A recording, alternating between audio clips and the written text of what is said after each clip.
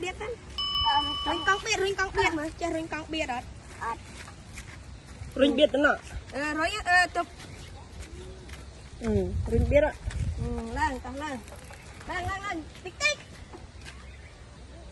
nó chụp lên là bươn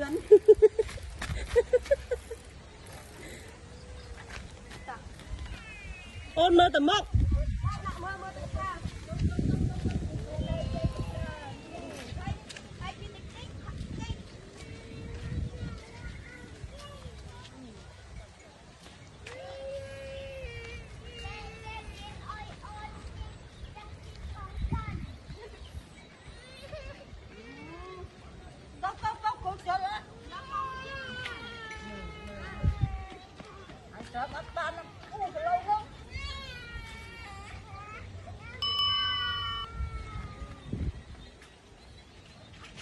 cô tôi trát á từ bay ngay được nhỉ cô chơi hết đó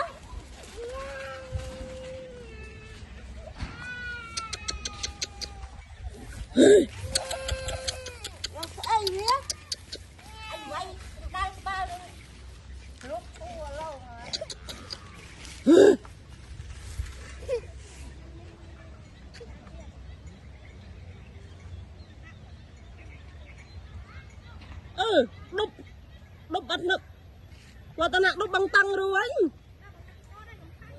mà băng tăng tốt ai ạ đua lên mà và ta nặng đúc băng tăng rồi anh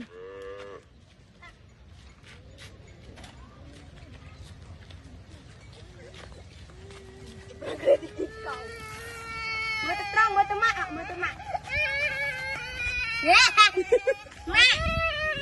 bớt bài chân này ok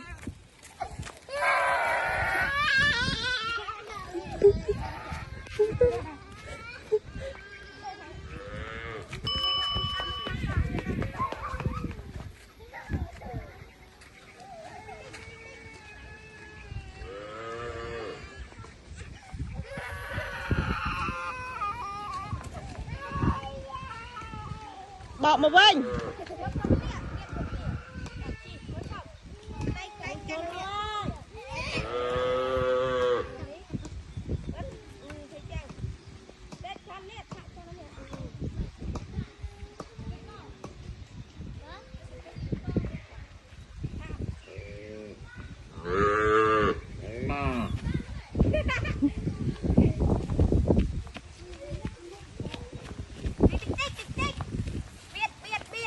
wow, so cool. So cool, bro. đi bà bác lên Ê, mà tao còn mà kìa. Mà tất tiết băng ơi.